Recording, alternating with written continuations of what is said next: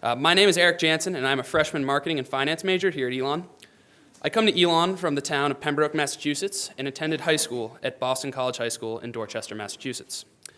I'm currently taking biology, the science of life, under the tutelage of Dr. Glucci. And tonight, I welcome you to the Voices of Discovery presentation given by Dr. Sean Carroll.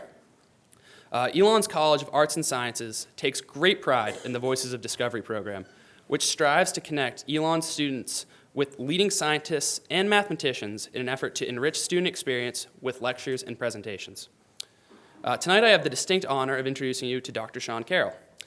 Dr. Carroll received his PhD in immunology from Tufts University School of Medicine. He currently serves as a professor of molecular biology and genetics at the University of Wisconsin.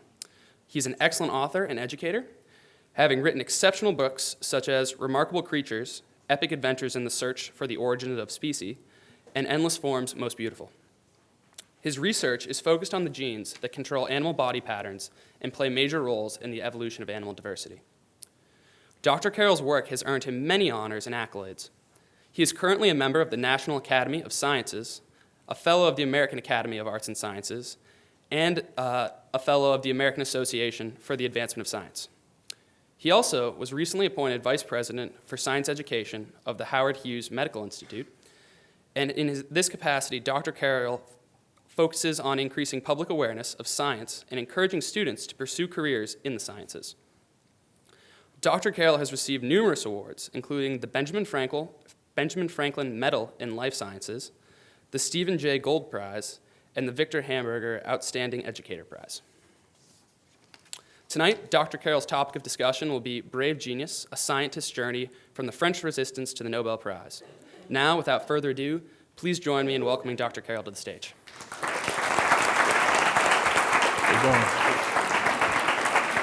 So, my story tonight is a lot of story about courage, but I think it takes a hell of a lot of courage for a freshman to stand up and give an introduction like that. Give it up for Eric.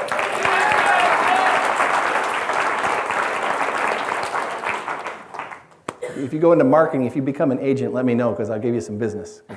You got it. All right, so thank you all for coming. Uh-oh, there are spots I have to watch. I can hear that. Thank you all for the hospitality today on campus. What a beautiful place, my first visit here. Thank you for all the time people have spent with me, especially students, several of whom are in the audience right now who I don't really think want to hear me talk for another hour, but maybe they don't have any choice. So recognizing that some of you don't have any choice, I still hope I can make this next hour worthwhile to you. I am a firm believer in the power of stories, and I think that Rudyard Kipling got it right when he said if history were taught in the form of stories, it would never be forgotten. And I think that same thing is true of science and, of course, of so many other things. We are storytelling creatures. We are storytelling animals. So we're going to put this to the test tonight. I'm going to tell you a story that really wasn't known until recently through, in fact, research that I've done. It's a story that spans a lot of time and starts in a long time ago, not too familiar to many of you in the audience. But it is a fundamental story about one of the leaders in the discovery of molecular biology and the foundation of that field. Now, it's only been about 60 years that our understanding of the deep mechanisms of life has unfolded. And that really began to accelerate about 60 years ago with the founding of the field of molecular biology. And of course, that's given birth to new drugs and new crops and new diagnoses and things like this. But one of the not so famous founders of that field, Jacques Monod, he did win a Nobel Prize in 1965. He emphasized another aspect of science. He said that I feel the most important results of science have been to change the relationship of man to the universe, or the way he sees himself in the universe. And there are really two great ideas out of biology that have really changed the perspective of who we are in this world. The first is from the voyages of Darwin and Wallace, which revealed that the origin of species is natural and not divine. And the second really came from this field of molecular biology, which was inescapable proof of the ubiquitous role of chance in the course of life on Earth. And it was Jacques Monod who underscored this in a book he wrote in 1970 called Chance and Necessity. But this book really could have been his autobiography, because chance played an enormous role in Monod's personal life, as well as his thinking about biology. It was his friend Albert Camus who said there is an element of chance to the root of genius. And what I want to tell you about tonight are those elements of chance that spurred Monod's genius and brought important people into his life. Really, the fact that Monod even survived to have a scientific career, let alone ascend to the heights of Stockholm, were slim. And that's the story I want to tell you about tonight.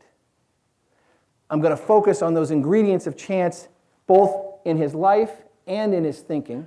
And I'm even going to bring up some more recent discoveries that Monod never knew about the role of chance in the course of life on Earth. Now, my story begins back in the 1930s. If you had met Monod when he was a graduate student in the 1930s and in his 20s, there is nothing about him that would have told you about remarkable achievements that were ahead.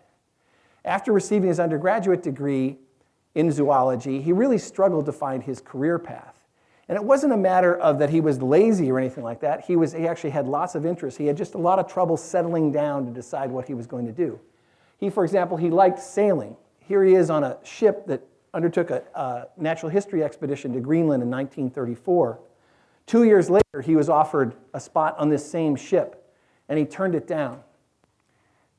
And that ship sank off Greenland in a hurricane, and all but one aboard was lost. There's your first ingredient of chance. He was a rock climber. He really enjoyed the outdoors. He was quite an agile rock climber. And he was an accomplished musician, such that he even directed choirs in Paris, and when he was overseas studying in California, he directed one in Southern California. In fact, it was unclear for a long time whether Jacques would decide on a career in music or a career in science. Such that when he finally settled on a career path of science, he was in his late 20s and still had not identified a problem to study. Still had not earned, for example, his doctorate. And like a lot of French people, he didn't see the future too clearly. This is in summer of 1939, the threat of war was in the air again in Europe. But Jacques didn't think it was going to happen. This is an excerpt from a letter he wrote his father on August 1st, 1939. And he said, "There will be no war. Hitler is much smarter than Wilhelm II, started World War I, and he knows what it would cost him. I only regret the English are too polite with him. They should not have bothered writing him long letters. They should have told him to piss off without any further explanation." The very next day, Germany invaded Poland. And it was important from the perspective of France because France had a treaty with Poland that had pledged to come to her aid. Same with Great Britain. But there was really no appetite in Britain or France for war. And so they stood by, did nothing. Poland was crushed, absolutely abandoned. And this was surprising because the French army was actually rather large. And there was a lot of confidence that the French army could whip the Germans if they actually went to war. But France had had huge losses in World War I. There just wasn't the stomach for it. After the war broke out, people in France had to decide what to do. What started was this long period known as the Phony War, where France had mobilized its army, but not entered the conflict with Germany. And for Jacques Monod, he's trying to decide what should he do, because he was afraid that if war broke out, that he might get some sort of rear guard position. And he wanted to use, for example, some of his scientific ability in the war. So he decided, even though he was recently married and now the father of newborn twins, he decided the better idea would be to re-enlist in the army. He had served his compulsory service many years earlier, but he enlisted again to become a communications engineer and undergo training in Morse code, electronics, all that sort of thing, so he could operate communications equipment. So he went off for that training, and he returned to a base very near Paris about the 7th of May. And he was happy to get back near Paris because that's where his wife and kids lived. But only 3 days later, Germany invaded France. And now we had all-out war. Now you may know that things went very badly for France very quickly. Within the first few days, its lines were broken. And by the 11th day, Jacques wrote a note to he was confined to base. He wrote a note to his wife, Odette.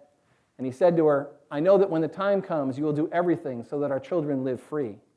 As far as I'm concerned, I will never believe in the total and final victory of those people, even if it would appear to be as total and final as possible.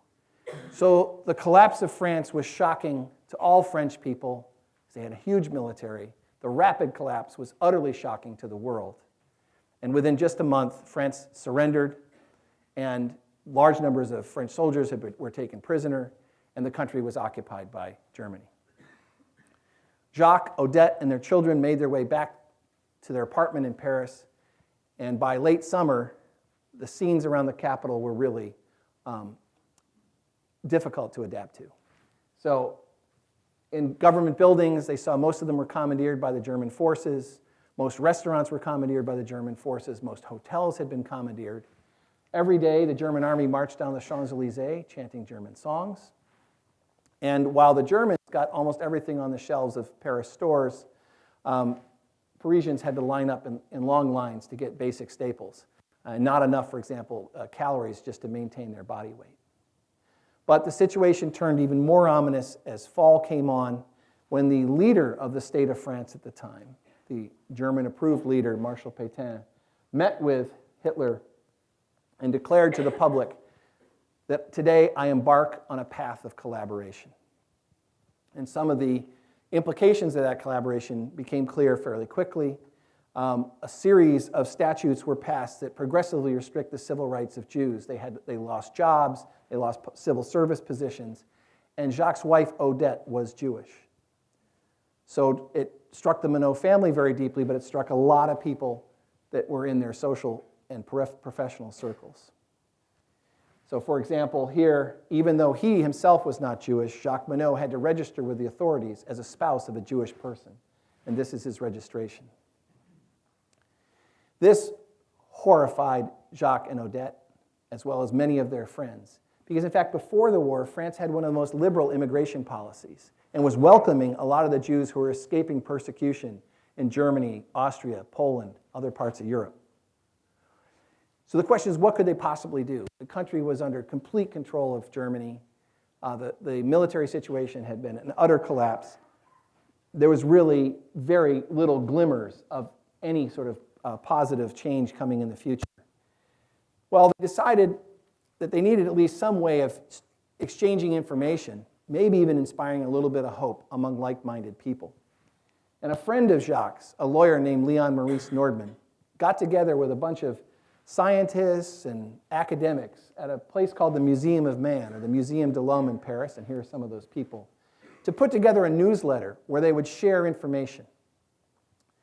Now, the only information that was coming from the outside world that was reliable was coming over the BBC wireless. And so the habit developed that summer that French people would try to get together and listen to these BBC broadcasts, which were coming in French, and telling them of the state, for example, of the war between Germany and Great Britain. All the media in France was, of course, German-controlled, and they were getting just propaganda about, soon that the whole world, of course, was going to be run by the Germans.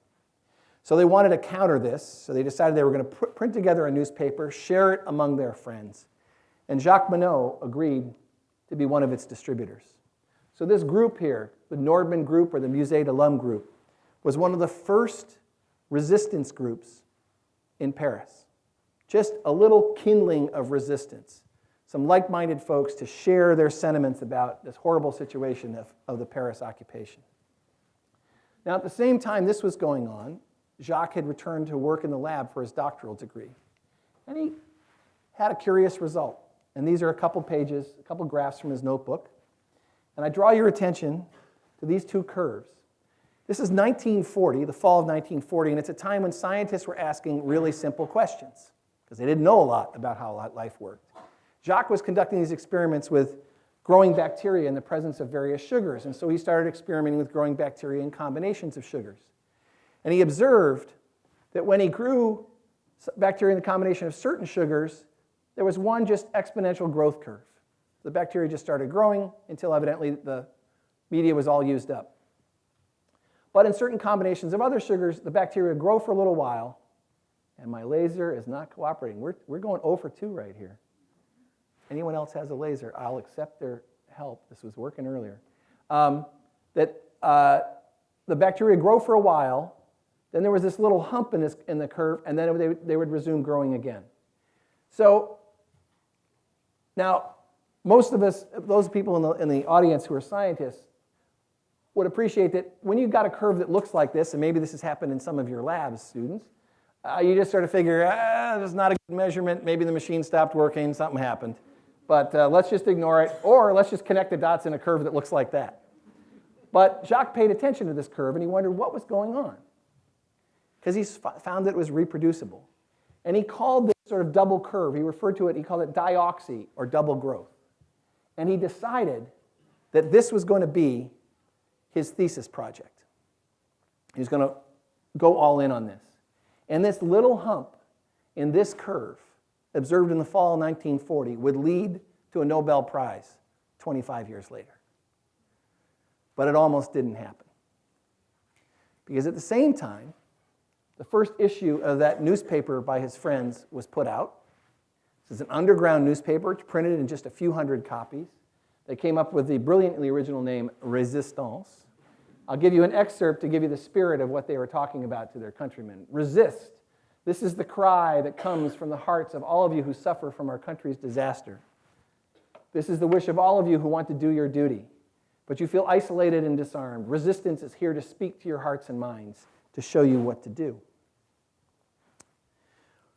So this was distributed in December of 1940, but mistakes were made. The stencils for this newspaper were given to some young recruits in the resistance, and one of them was caught red-handed. And when interrogated, it was found on him was a list of distributors of the newspaper. And this is the list. And if you work your way down the list to the 15th name circled here in red, that's Jacques Monod, and it says Laboratory of Zoology, the Sorbonne, and says that he likes to be contacted, he prefers to be contacted between 2 o'clock and 3 o'clock in the afternoon, and the number right there, 20, means he's supposed to receive 20 copies of the newspaper. So this is same case for everybody else on the list. They're going to distribute somewhere between 10 and 30 or maybe 50 copies of the newspaper. So the authorities immediately go search the apartments and workplaces of everyone on this list. So they went to Jacques' lab, they went to Jacques' apartment. He was lucky. The newspapers hadn't reached him yet. He was clean. He was exonerated. His friend Nordman was not so lucky. When they searched Nordman's apartment, they found that Nordman was trying to recruit people to join the Free French forces over in England, that he was engaged in espionage, trying to pass information to the Allies, and he was Jewish. So he was very aggressively prosecuted for espionage. And he and 6 other members of this group were among the first resistance executed by the Nazis in February of 1942. So this was obviously a tremendously shocking experience for Jacques. He certainly learned that while this resistance movement seemed to be a fairly low-key affair, just a matter of some citizens sharing information with each other, there'd be very little tolerance by the authorities, and they'd have to be much more careful in the future about security. So he hurls himself back into the laboratory work. He earns his doctorate. But while he's doing this, the situation in Paris is just getting progressively worse. New laws are being passed to further restrict the civil rights of Jews. Things that restrict the hours they can shop, where they can sit on the metro, that they can't use, for example, public telephones. Then the measure of where all Jews are to wear the notorious yellow star. And eventually, deportations begin to concentration camps in Eastern Europe. So Jacques and Odette decide that she's not going to wear the yellow star that would mark her on the street as a Jew. And this is a very serious infraction. If she's caught, there's big trouble. So she and Jacques decided that the better thing for her to do was to get out of the city, get out to the country where at least the density of troops and police was less, and take the children with her. So that's Odette, and that's the twin boys. Now the trick was to move around in France, you had to have an identity card. And her last name, Bruhl, B-R-U-H-L, was very recognizably Jewish. So they had a false identity card made. where she changed her name, the spelling of her name, to the Christian spelling of Brulle. So everything else on this ID card is accurate, but it wouldn't give her away as a Jew living without wearing the yellow star. Once she's away in the country, Jacques has a big decision. What's he going to do? His country, his city, and his country is occupied by the Germans. The balance in the war is shifting a little bit. The Allies eventually get to North Africa. There's the prospect that an invasion might be coming. The resistance is becoming bolder. He decides to join the most militant resistance group in Paris. It's called the Francs-Tireurs et Partisans, sort of named after a guerrilla group. And he learns right away two things. The first is that if you're not a communist, you're not going to have much say in the operations of this group. It's largely a communist-led organization. And to understand, the communists became very prominent in the resistance because the Communist Party was pretty big in France at the time. And once Hitler invaded the Soviet Union, that freed French communists to battle the occupiers in France. And they did. They started assassinations and sabotage. The second thing that Monod learned in joining the resistance was that the resistance was woefully short of weapons and other supplies. So he volunteered to undertake a mission to neutral Switzerland to try to get these supplies. Now, the idea was that he was going to have to go from Paris across the border near a town called Annemasse in France to get into Switzerland to meet up with representatives of the Allies. This was a very dangerous mission. He'd have to cross the border and back. It was heavily patrolled. The Germans were on the lookout for just this sort of activity, as well as people trying to escape the controls that Germany had put in place in France. So his job is to go to the Allies and seek arms, ammunition, explosives, ration cards, cash. So ration cards were needed to feed the resistance. Cash was needed to bribe officials, and so that resistance members could sort of live on the lam. They need some source of currency. And the argument the resistance was making to the Allied leadership was that the resistance was an already landed army, a behind-the-lines army that could disrupt the Germans before or after an invasion, expecting that an Allied invasion would eventually come. And the Allies largely bought the argument, such that arms drops started. These were airdrops of supplies. Monod had to make several more missions to Switzerland to sort of keep this channel open, but he did make it back safely.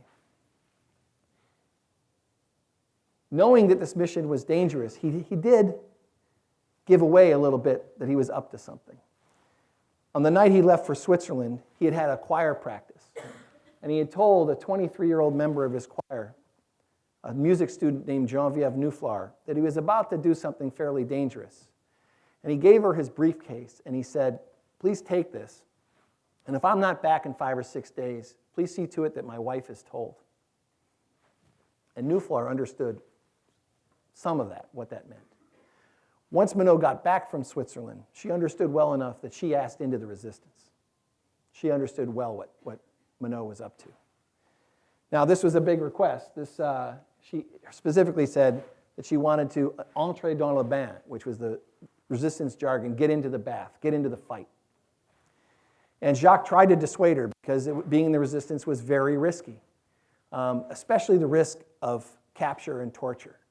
And no one knew how they would behave under torture, where the Gestapo would try to extract names of associates, family members, etc., from anyone that they caught. Nonetheless, Geneviève signed up. She became a liaison agent, and this was very dangerous, exhausting, nerve-wracking work. What she did is she especially bicycled around Paris every day to 10 or 12 rendezvous points to meet other members of the resistance, other agents. And there they exchanged information, they exchanged documents. It might have been verbal, it might have been a map of something, it might have been any other sort of piece of intelligence. She had to memorize these locations every day. She couldn't write them down because if she got caught, the Gestapo would catch everybody. And everyone was operating under an alias. So she had to memorize the names of all the people she was going to contact. Of course, these are all their fake identities. She'd gather this information, make her rounds, come back at night, meet up with Jacques. They'd decide the next day's operations of who she'd go out and see. She did this day after day after day, all working from memory. And it was really dangerous because there were checkpoints all over Paris, and the Gestapo was watching for any unusual behavior. Furthermore, if anyone in the group got caught, there was the chance that other names would be discovered, as I said, under interrogation and torture. Jacques' immediate boss in the resistance was captured and tortured. Didn't give up Jacques' name. One of Jacques' friends, another scientist at another university, was captured, tortured, deported. Jacques was concerned. You never quite knew whether or not your name was known to the Gestapo. He was so concerned that he decided to stop going to his lab, to don a disguise, and to sleep at a different safe house every night. The arrests and torture went on all through the spring of 1944. Just 3 days before the Normandy invasion, when the resistance activity was really about to surge, 11 members of the Paris leadership were arrested, not Jacques. So it really was quite a matter of attrition. As resistance member after resistance member got caught, those who were not caught got promoted, such that Jacques eventually wound up being the chief of staff involved in operations, first in Paris, and then for the National Resistance Organization. So what did operations entail? It meant doing things like plotting sabotage. This is a map of an electrical plant with details right down to where the anti-aircraft guns were mounted around the plant. This is a map actually given to me by Geneviève Nuflard. Sabotage of trains was really important to stop the transport of troops and material around France by the occupied armies. This is an order issued by Monod, and it's not signed in his name. This is his alias. He took the name Malavert. Those of you who are literature students might appreciate that. Monod, when he first joined the resistance, he wasn't sure whether the resistance would really have any effect. Germany had overwhelming firepower. The resistance was very, very weak. So get this, for a Frenchman, he gave himself the name of a character from a novel who was impotent. I mean, that's just not something Frenchmen do, right? So he still had a sense of humor despite the dire circumstances and gave himself the name Malavert. This exact order is for a new type of sabotage of trains, of cutting hoses on trains so that it would stall when they got outside of train stations. It was undetectable while in the station, but as soon as the train charged up and went a mile or two down the road, down the rail, the train would stall out and block off the rail line. And Monod's asking for the resistance to immediately implement this measure and report back to him quickly. Now, in August 44, as the Allies are working their way across Normandy in western France, the decision is made to skip Paris. Eisenhower made that decision to skip Paris. Just too complicated to deal with the major metropolitan area, the feeding of the country, the worry about Paris being razed in a major battle. But in mid-August, insurrection broke out in Paris. The civilian population, the resistance, took the liberation of the city into their own hands. By that time, Monod was a high-ranking officer of the National Resistance. This is his ID card, kind of in his badass Willem Dafoe look, I think, in his ID card. And he was really concerned with the tactics first used in Paris, because what happened was groups took over government buildings with really not such great weapons and tried to hold off German tanks, machine guns, overwhelming firepower, and to defend various buildings around Paris. He thought this was not a good idea. So one morning, he dictated an order to Geneviève Nuflard. And he said, let's try to change tactics out there. This is the order on the right. Let me give you a little excerpt on the left. He says to build barricades. He still says, let's build wherever possible, beginning with the large main streets frequented by enemy patrols. Barricades that are powerful enough to stop automobiles, trucks, and scout cars with machine guns. These barricades should be built with twists and turns that allow the passage of friendly patrols. They should be defended by armed groups that will have the mission of preventing enemy vehicles from penetrating the barricades. And the unarmed milice and the population should be encouraged by means of posters and loudspeakers mounted on cars to participate in the construction of the barricades. And when he finishes dictating the order, he turns to Geneviève and he said, you know, it's a shame this order won't be followed, because it might actually work. Okay, so this is the scene the next day. So citizens across Paris start chopping down trees, digging up cobblestones, and you'll see shortly women dressed finely. This is Paris, okay? Building sandbags. This is a film taken by the French Resistance, bringing out old furniture, children with shovels, wheeling out vehicles that don't have any petrol. And you'll see in a second one of these barricades built on a Paris bridge, and it's staggered, just as Monod said, so that vehicles can't pass without going through this sort of zigzag pattern, with armed resistance behind the sandbags. And the idea is to ambush German troops as they come by. And they've got Molotov cocktails, and they've got some hand grenades, but they're fighting tanks. This is going to go on day after day. But that's, for example, that's a German troop carrier that set afire. So there are a lot of casualties, but in a matter, we got to get back to the talk, sorry.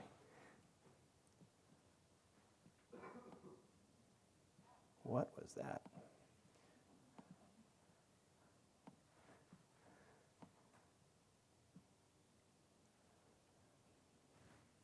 Oh, not the first slide, kids. I'll get there. You wouldn't believe how nimble I am in PowerPoint on most good days.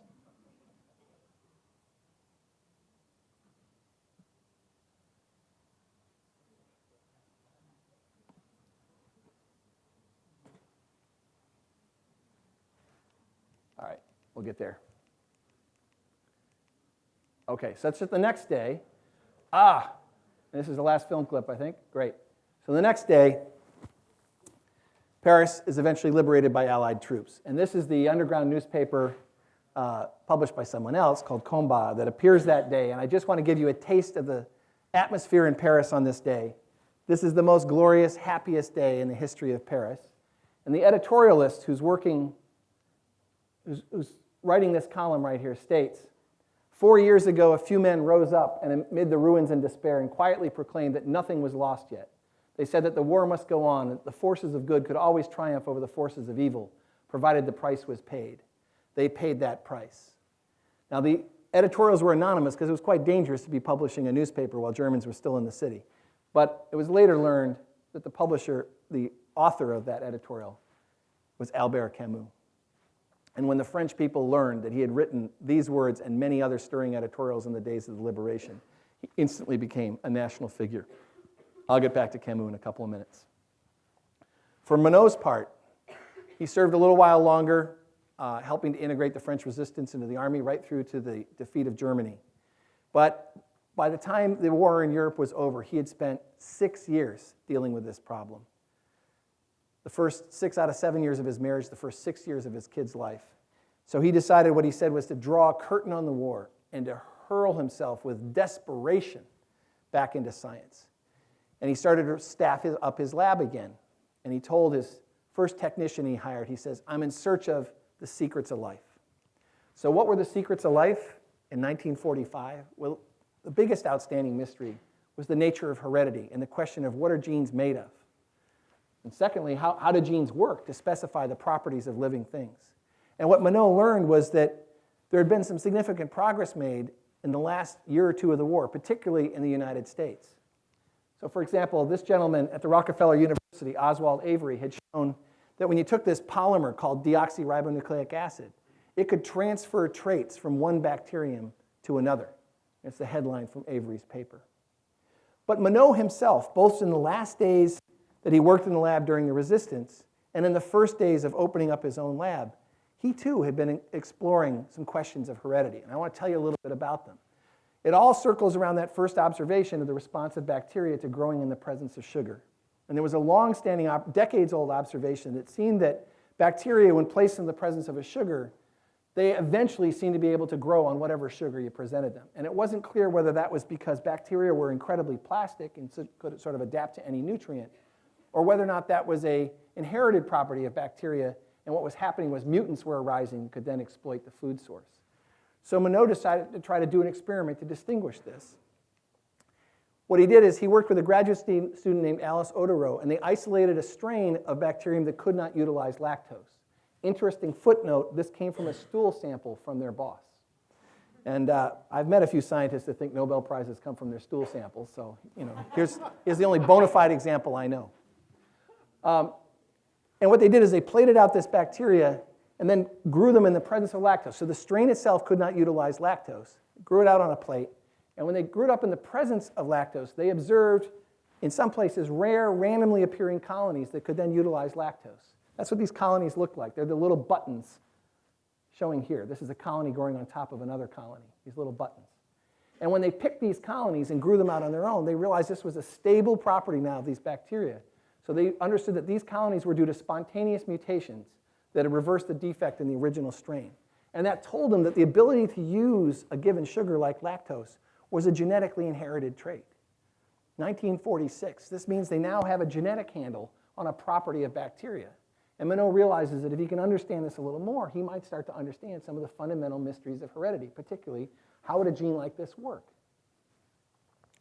He decides to attend a meeting, one of the first meetings because of the World War, one of the first gatherings of scientists from around the world interested in this question of heredity. It takes place in the United States at a place called Cold Spring Harbor. Here's Monod sitting on a park bench with another scientist named Barbara McClintock, a future Nobel laureate. And it turns out at this meeting alone, there were 7 or 8 future Nobelists. I'd also point out that Monod isn't quite filling out those clothes. That's the effect of not having enough calories for 5 or 6 years. So this was the first meeting in a long time. There was tremendous excitement at this meeting because there were lots of interesting reports, particularly about the genetics of simple organisms like bacteria. So Monod went back to France charged up, thinking this is, he's living now at a great time in science, and working away in his lab. And one day, he sees a headline in a French communist newspaper. And the headline declares a great scientific event and says that heredity is not controlled by mysterious factors. And Monod thinks, well, maybe there's been some breakthrough, for example, in Soviet biology, some breakthrough in genetics that he had not yet heard about. But as he reads the article, he begins to understand it's entirely the opposite case. He learns of a person in the Soviet Union by the name of T.D. Lysenko, who's called together Soviet biologists to reform their thinking. And Lysenko argues that he has produced traits by manipulating the environment of organisms, particularly plants, and that these traits could be inherited. And therefore, Mendel and Mendel's genetics, and Morgan, an American who won the Nobel Prize in the 1930s for the chromosomal basis of inheritance, these schools of thought were erroneous and must be abandoned. Now you have to understand what must be abandoned meant in Soviet speak. It meant quit working on these ideas or you would be in prison or worse. Why would this possibly happen? Well, this is really the dawn of the Cold War. And there's a cultural movement in the Soviet Union to sort of Sovietize science and purge it of Western ideas. Moreover, there's a pressing problem that was present before the war in the Soviet Union of feeding all the people. There were bad famines in the Soviet Union in the late 20s, the 1930s. Lysenko was sort of the czar of agriculture in Russia. He was put in charge because he had claimed at his experimental station that he achieved these marvelous results in just one growing season of transforming the properties of plants. He even later claimed things like transforming one form of vegetable into another form of vegetable just on the culturing conditions. So it was begun to be understood. In fact, other scientists in the Soviet Union challenged his findings. Some of them wound up in prison and died. Stalin, however, made him a hero of the Soviet Union, awarded him umpteen medals, and Lysenko, when he called this meeting, had the full backing of Stalin. So any scientist in the Soviet Union understood it was toe the line or go to prison. When Monod realized this, he was horrified. Now, what did this pivot on? Why would this even matter? Well, this was a matter of where ideology invades science. Okay? And the Soviet ideology was that Soviet science was going to be superior, the science of the revolution, and that the Soviets were going to be discovering things that the West had not discovered. And furthermore, very importantly, ideologically, that really anything, humans, plants, whatever, could be improved. And we're not constrained by heredity or history. Okay? So, Monod reads further into Lysenko, and he realizes that most of Lysenko's argument hinges on one point, and that's the role, of all things, of chance. Lysenko says Because mutations in organisms are unforeseeable, they lack a material basis. They're miracles. Biologists had known for decades, whether you were dealing with fruit flies or plants, that at some rate, spontaneous mutants with an altered trait would pop up. You just didn't know which individual plant or which individual animal would show that mutation.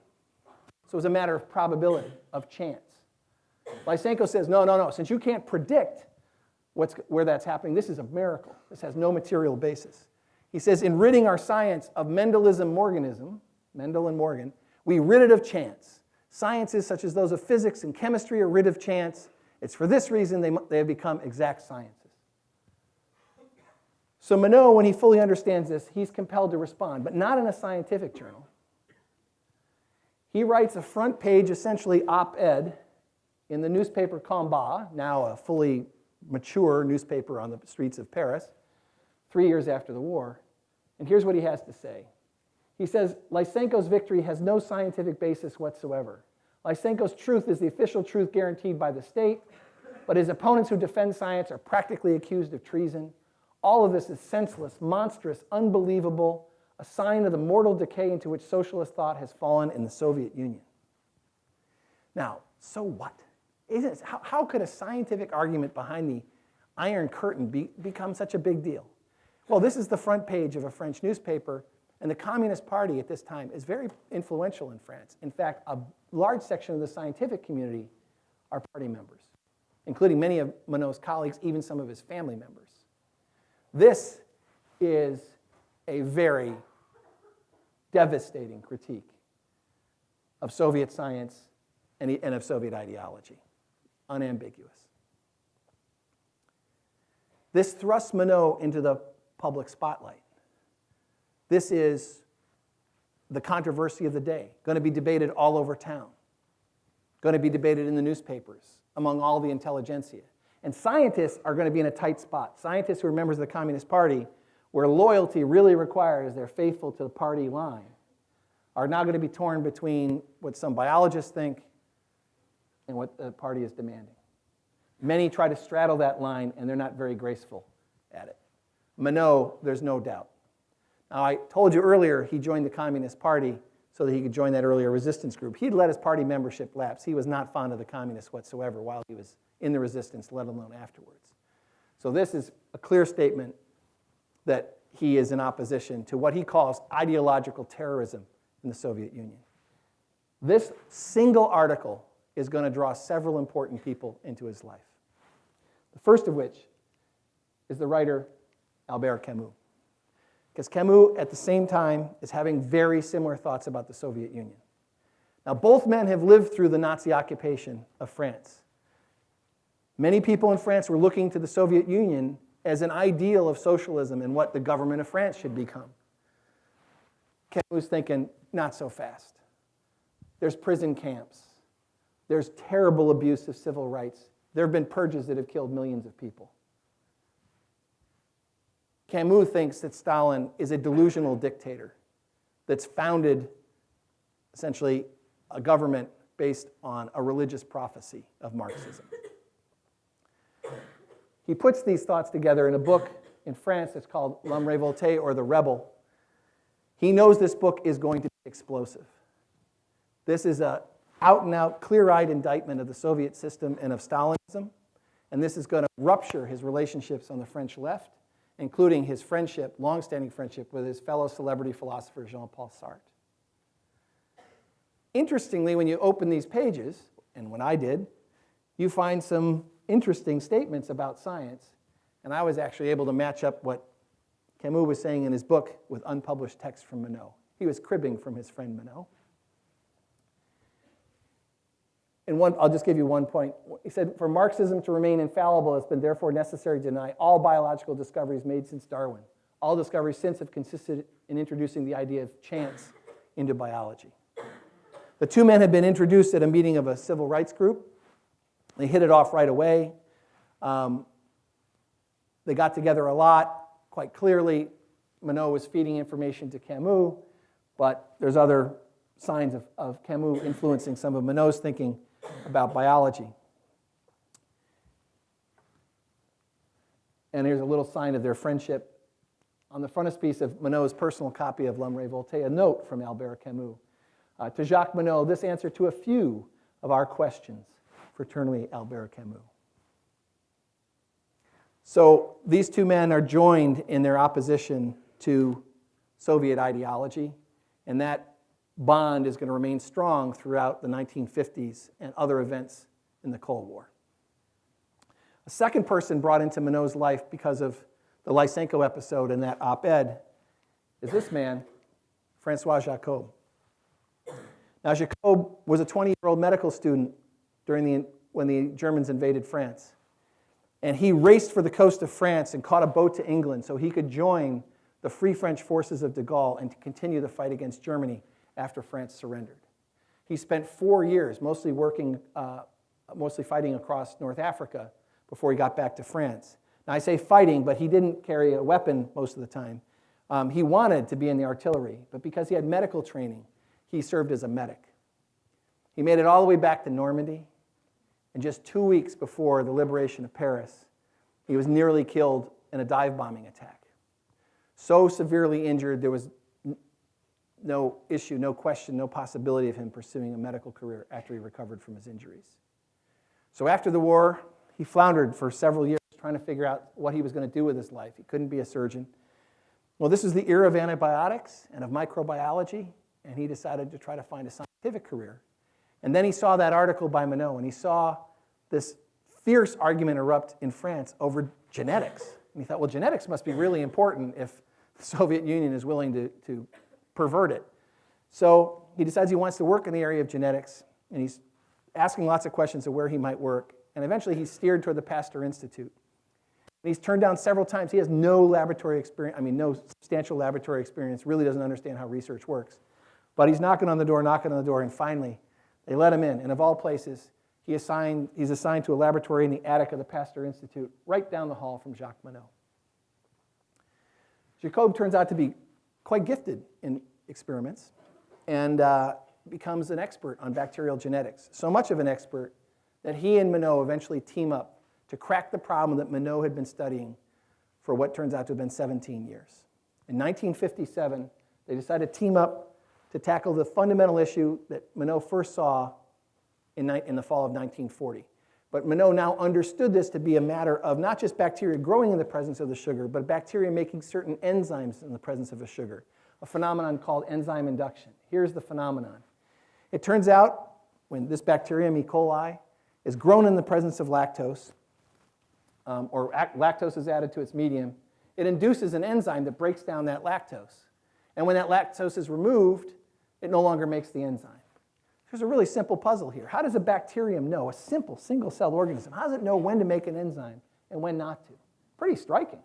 Pretty smart little guys, right? Throw in a sugar, it makes the right enzymes for digesting it. In the absence of that sugar, it's not making those enzymes. So they decide to tease apart this problem using some of the genetic mutants that Monod had isolated.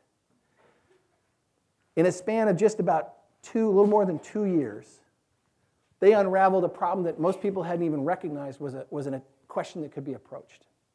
About every 3 months, making a major advance, at least in the literature, sort of faster than people could even read these papers, that teased apart this entire problem.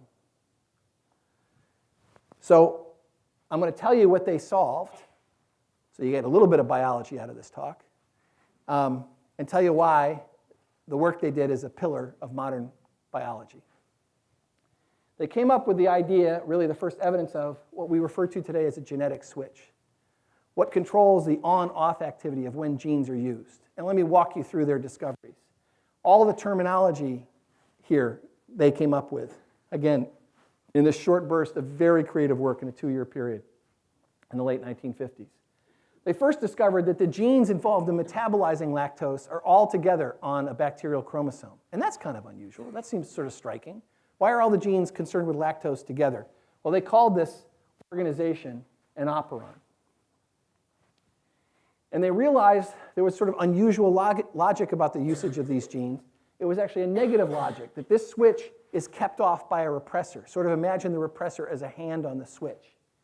And that this repressor actually binds to a site near these genes called an operator, another word they gave. So that's like the hand on the switch. And so these genes are mostly off. When no lactose is around, they're off. No, the cell's not wasting any energy making enzymes that it can't use, doesn't give it any nutrients. But in the presence of lactose, which binds to the repressor then is released from the operator, and that allows these genes to turn on. Now, what do we mean by genes turning on? Well, they didn't know what meant by genes turning on. All they knew is that enzyme appeared in the cell. It was not understood at the time what the relationship was between DNA at the gene level and the making of enzymes in the cell. But experiments conducted by Francois Jacob, Sidney Brenner, Matt Messelson, discovered that there was an intermediary between genes and proteins, an intermediary that they called messenger RNA, and this messenger RNA was translated into the making of proteins. So if you look at this picture, this is molecular biology 101. Genes controlled by an operator, kept off by a repressor, flicked on in the presence of a nutrient that turns on the genes so that messenger RNA is made and these enzymes are produced inside the cell. Every one of these terms, repressor, messenger RNA, operator, operon, all these come from Jacob and Monod, still in use today. So 4 of those discoveries about how genes work, they were awarded the 1965 Nobel Prize. That's Jacob there, that's Monod. That's their boss, Andrei Lvov, who donated the bacterium, and more. You don't get a Nobel Prize for just that. You also may notice, just look in their fingers, I just have to point out this picture. The Surgeon General message had not yet gotten to France. They're all smoking in every picture I've ever found of these guys. So France had not won Nobel Prizes in science in a long time. So for 3 Frenchmen to win, 1 prize was fabulous. And then when the press, and the press didn't really know who these people were, when they learned the background stories, it was just tremendous. Monod, a leader in the resistance, pretty handsome dude, a rock climber, etc. Okay? Francois Jacob, with de Gaulle in North Africa, a national hero. Andrei Lvov, also in the resistance, and an artist on the side, actually quite an accomplished painter. Great copy. They become national figures. But of all the people most prepared to sort of exploit, take advantage of that situation, it was Jacques Monod. He sat down that week for an interview with essentially the equivalent of Time magazine. And he was thrust into the spotlight. By this time, his friend Albert Camus had died in a car crash. And really what happened was Monod sort of became Albert Camus in a lab coat. So the sorts of things that, the sorts of social issues that Camus might have commented upon, Monod was thrust into these discussions. So for example, when Martin Luther King visited Paris on a fundraising tour in a star-studded gala with 5,000 people, Monod was the person who introduced Martin Luther King. So Eric, if I was a bigger deal, this would have really been something for you. There's Coretta Scott King, there's Harry Belafonte, there's the actor Yves Montand. When King was assassinated, Monod gave the eulogy for King in Paris and revealed at that eulogy that privately King had predicted his assassination when he had visited Paris 2 years earlier. In 1968, May 1968, Paris erupted in student riots which led to national strikes which almost toppled the government. Monod was right in the thick of it. He served as a go-between between the students and the government, but clearly stated that he was on the side of the students when the government was handled the matter in such an inept way. There he is, after spending a long night amid the rioters in the Sorbonne, still in shirt and tie, escorting a wooden student out of the Sorbonne district. He was in the newspapers virtually every day during this uprising.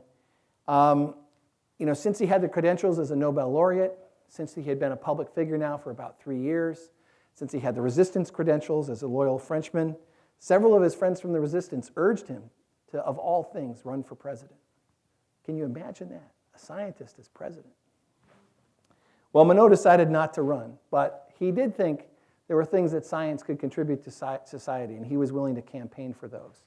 And that's what he did in writing the book, Chance and Necessity. Monod felt, I think inspired a great deal by his friend Albert Camus, that modern biology had not yet been given its proper place at the philosopher's table. that the discoveries from biology were momentous, but not widely appreciated. So he said, for example, this is cut off at the top, don't worry, the secret of life has been laid bare. This, a considerable event, ought certainly to make itself strongly felt in contemporary thinking. The secrets of life had been revealed. This ought to be a matter of discussion. This ought to be appreciated by philosophers, let alone theologians.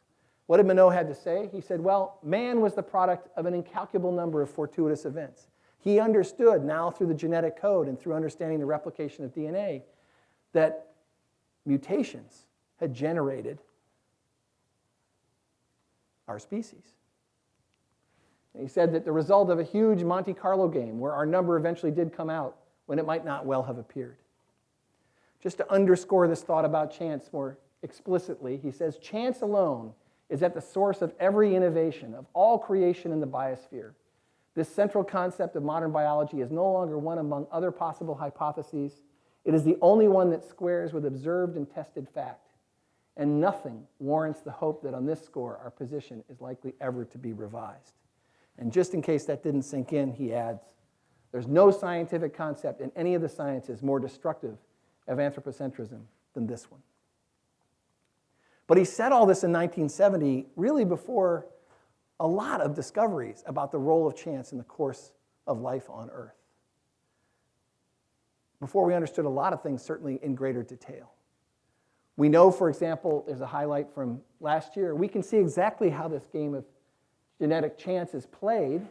This is a paper, since we can now sequence the genomes not just of individuals, but of their parents, even of individual sperm. We understand how mutations arise in each generation. That each of us is carrying 30 to 50 mutations that weren't in either mom or dad. We know that, yes, our species might be the winner of this Monte Carlo game, but there were a lot of losers, well, and winners in the past. Most of these species were not known in 1970 of our history. He had no idea really how old, what the antiquity was of humanity. He had no idea, no precise idea of how genetically similar we were to all these species. But I think the one discovery since Monod's time that most underscores the role of chance on Earth was unveiled in 1980 by Walter and Louis Alvarez, who discovered the signature of an asteroid impact that they proposed had caused a mass extinction 66 million years ago. Now, we now know 30 years later that the Alvarezes were right. I don't think the next film is, the next film's going to play. Or not. Okay.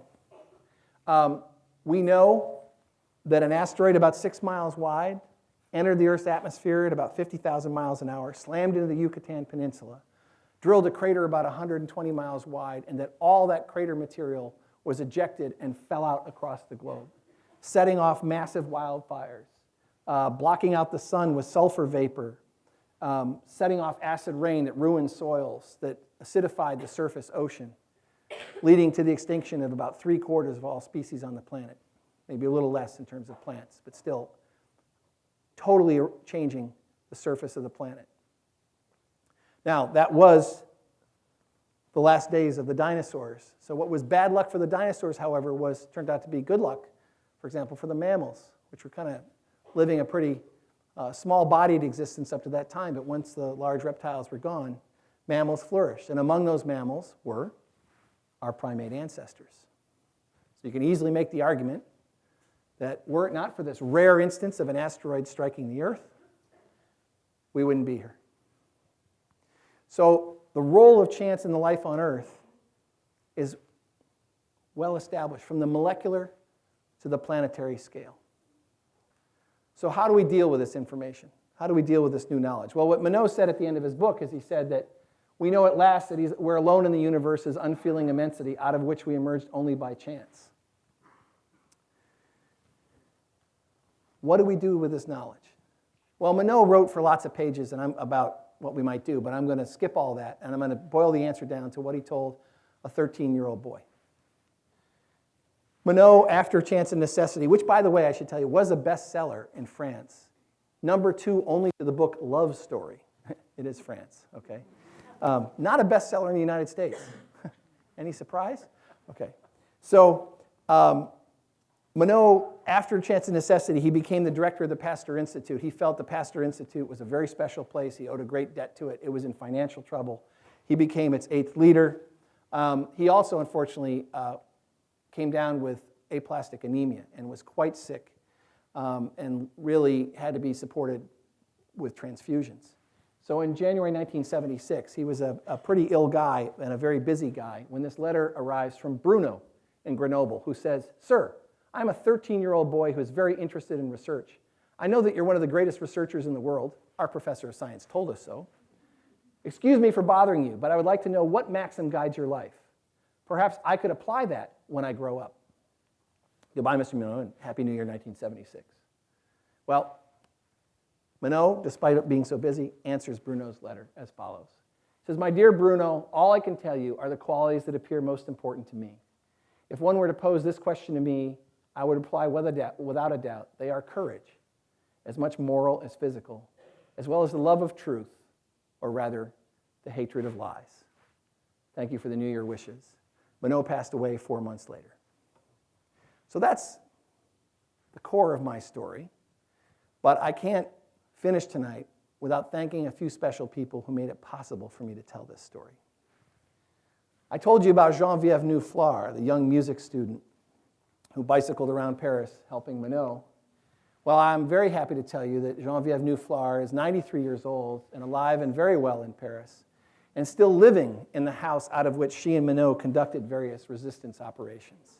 And she gave me a lot of detailed information from a memoir she happened to write, essentially for herself, in 1945 about her exploits in the resistance, and gave me 50 or 60 documents from the time in the resistance, including maps and orders and things that I showed you.